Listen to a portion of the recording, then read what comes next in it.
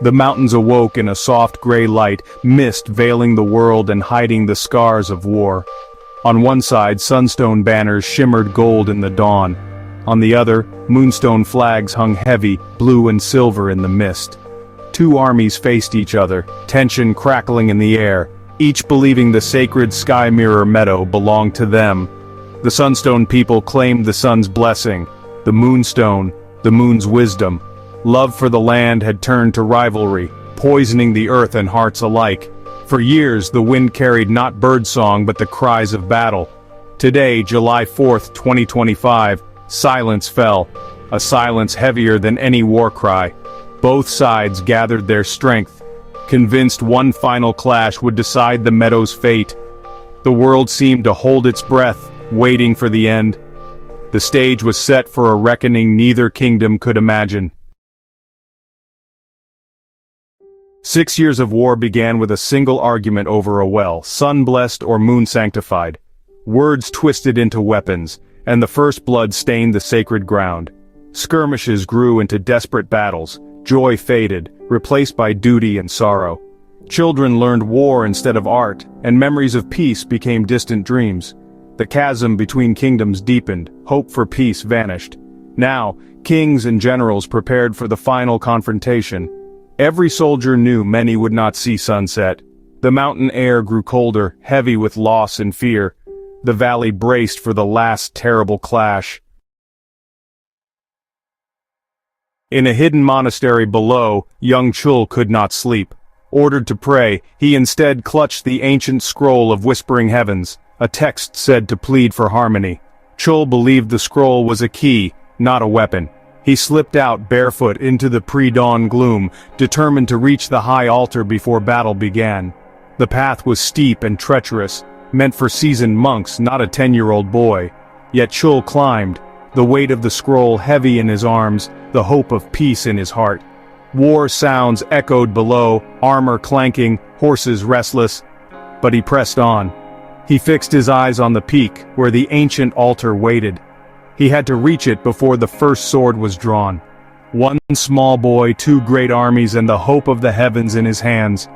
The world's fate rested on his quiet courage. The sun rose, signaling the armies to charge. Horns and drums sounded, war cries split the morning.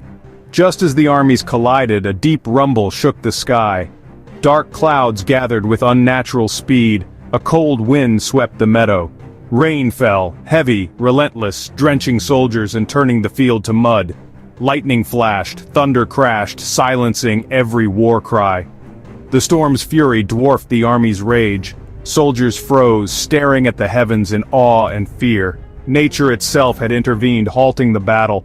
The world waited breathless for what would come next. As thunder faded, the army stood humbled, anger washed away by the storm.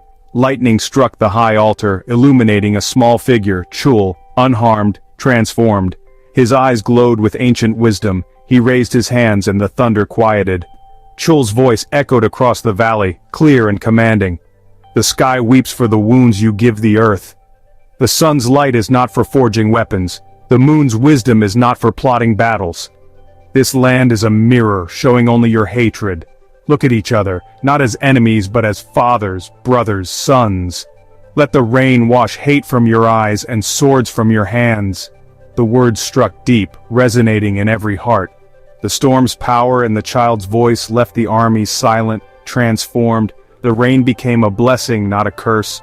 The world seemed to pause, waiting for a new choice. The moment for peace had come. The fate of the meadow and the kingdoms hung in the balance. Chul's words echoed in the rain-soaked silence. Soldiers looked across the muddy field and saw not enemies, but men like themselves, cold, scared, far from home. A Sunstone general, tears mixing with rain, dropped his sword into the mud. One by one Sunstone soldiers followed, laying down their weapons. Across the meadow the Moonstone captain lowered her shield, her army disarmed in solemn unity. The field of battle became a field of offering, weapons surrendered to the earth. No words were needed. The silence spoke of release and awakening. Under Chul's watchful gaze, the armies withdrew, not as defeated foes, but as men freed from a terrible dream. The 6-year war ended, not with a clash, but with a surrender to peace. The rain washed the last hatred away, the meadow was quiet at last. Years passed, the sun and moon watched over a land at peace. The sky mirror meadow healed, wildflowers blooming where scars once lay. The meadow became a symbol of unity, its story whispered to children. At the altar's site, both kingdoms built a shrine, stones from sunstone, wood from moonstone. They called it the Shrine of the Rainchild, honoring the barefoot boy who spoke with the sky's voice. Chul was never seen again, but his legend endured. His story was woven into tapestries, painted on scrolls, cherished by all. When rain falls, villagers say it's the Rainchild walking the land, ensuring peace endures.